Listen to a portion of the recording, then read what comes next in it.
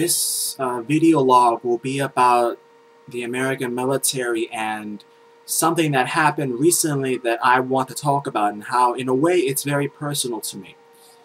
On February 27th, 2011, Frank Buckles, the last living World War I veteran, died.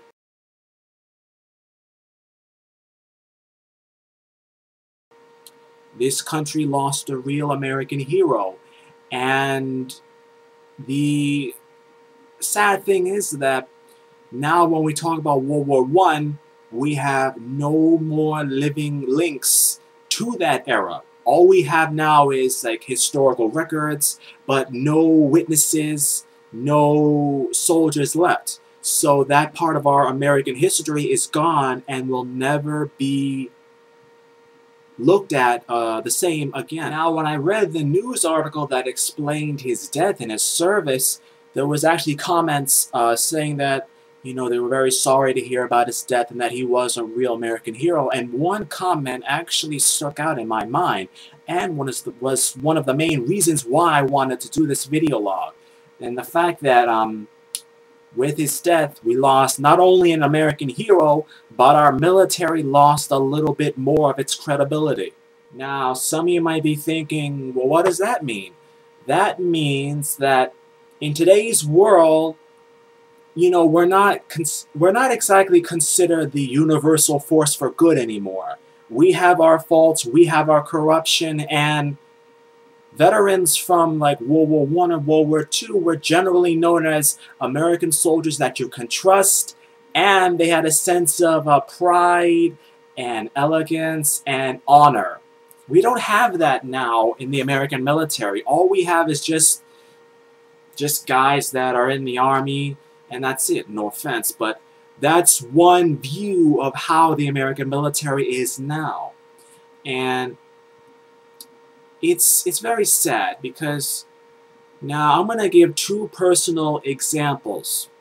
One is that a childhood friend of mine wanted to join the Marines, and it's something that still is a little bit sensitive with me. It's personal in the fact that I'll explain. This is a good friend of mine, and I known him since elementary school, and it took place like we were in graduating from high school. He was a year ahead of me in school. He was a year older than me too, and this was just before September 11th. And you know, he was talking to me about what he wanted to do with his life, and he considered the military. And at that time, it was okay to think about the military as a route in life. This was before September 11th. This was before Iraq, Afghanistan, everything like that. And naturally, you know, I was a little concerned because when you go into the army, there's always the risk that something will happen to you. You will die. You will have bodily injury. You will have some kind of a mental post-traumatic stress disorder or something like that. Something will happen to you. That's the chances. That's how it is. But he knew of the risk, and I respected him for that. So then September 11th happened, and that drastically changed my view, everyone's view of the military, and what the government does to the men and women who want to enlist in the armed forces to protect this country. And I didn't see him for a while. We went to we went to different schools, and I saw him again, and this was about a few months after the attacks. And we were talking, and he said that he wanted to join the Marines, and he was seriously thinking about it. At the time, all the crimes with Bush and all the corruption was just starting to come out. People were just starting to hear about these sorts of things, and I was telling him that, you know, don't do it because, you know, the reasons for this war are messed up, and it just doesn't make sense. A lot of what we know now was either being covered up at the time or just starting to be found out. So everything was different. And I was telling him, don't do it, you know, please don't. And it's not like, you know, it was just some crazy decision. He was really thinking about it. And, you know, time passed. A few months after that, He actually we bumped into each other across the street. You know, it was an early one day. I was actually doing some chores, and I was walking down the street, and I saw him, and we were talking again. And this time, he actually had on a Marine's hat, and he was telling me that he actually went to a recruiter and got some information about the Army and stuff like that. And I told him again, no, don't do it, because I was really afraid for his safety and for his family, because, you know, it's not good to join the Army anymore. And after a long bit of convincing, he didn't go. It's hard, it really is, because, you know, families and friends of people who join the armed forces, it's a lot to take in, it's a lot to deal with, because these days, when you join the Army, it's not exactly a good thing. When people used to join the Army, there used to be a lot of credibility, a lot of honor and respect behind that decision, but now there's nothing like that. Now when you join the Army, people can say, what kind of person are you to have to join the Army? Don't you have any other choices in life? Don't you have any other decisions? Is that the only path available to you? Because a lot of ways, people who don't have money, they join the Army because the Army, in a way, pays for education. If you're an illegal immigrant in this country, if you join the Army, it will be a good spot on your record for the time when you do become a legalized citizen of this country. It's like, with America now, to get you to join the Army, they'll dangle something in front of your eyes, like to get you to join. You know, like, if you join, we'll do this for you. We'll give you this, we'll give you this. It's not just join the Army to help defend the country because it's the right thing to do. It is very sad.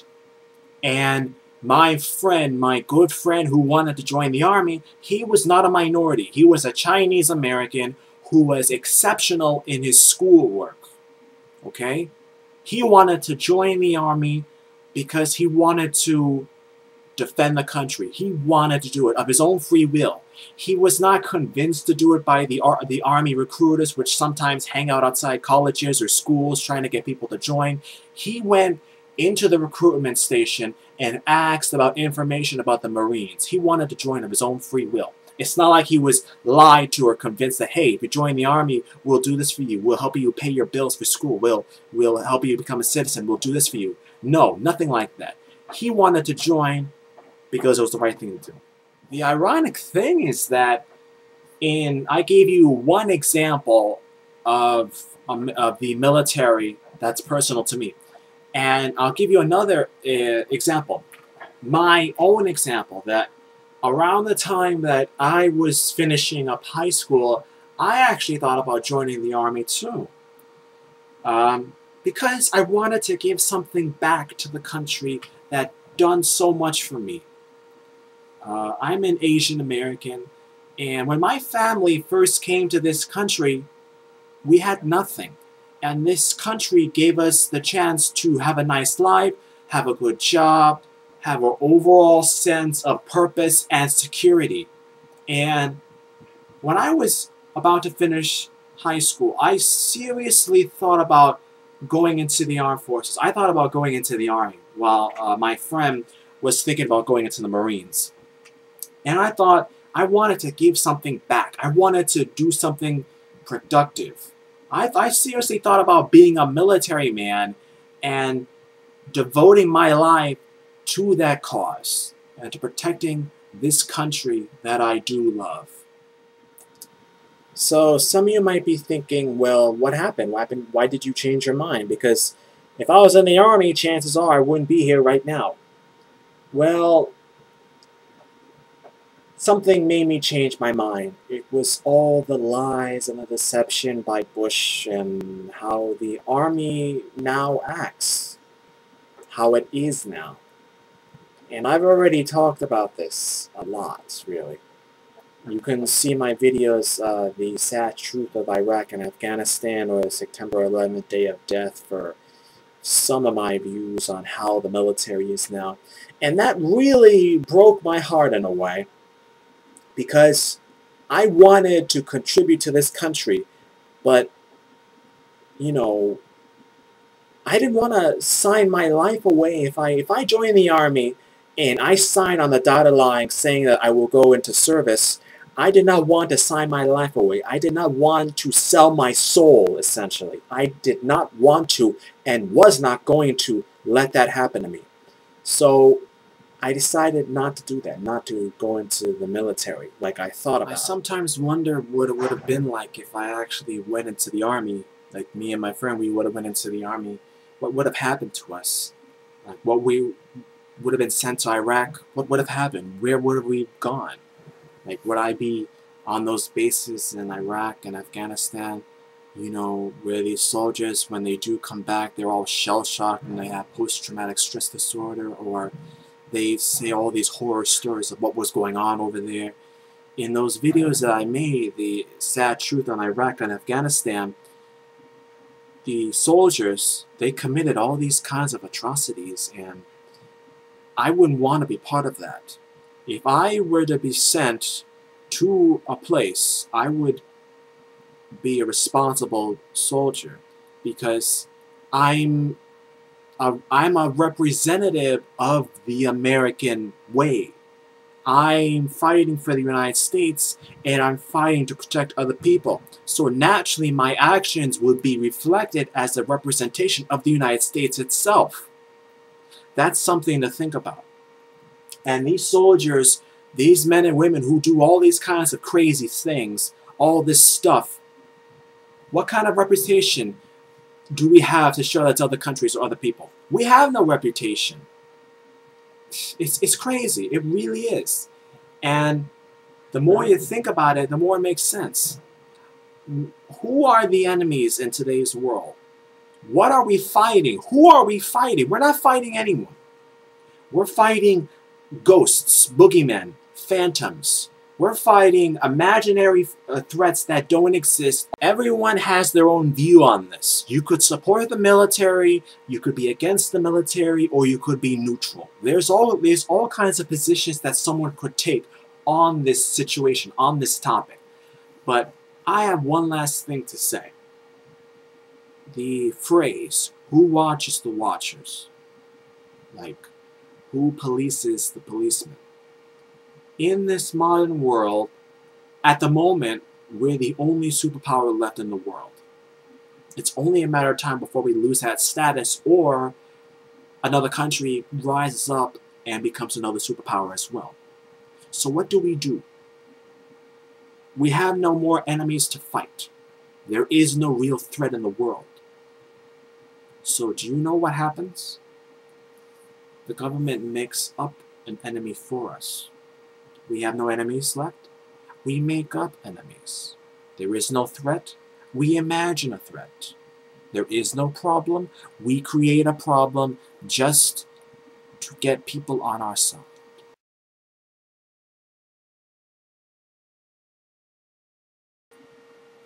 God bless America.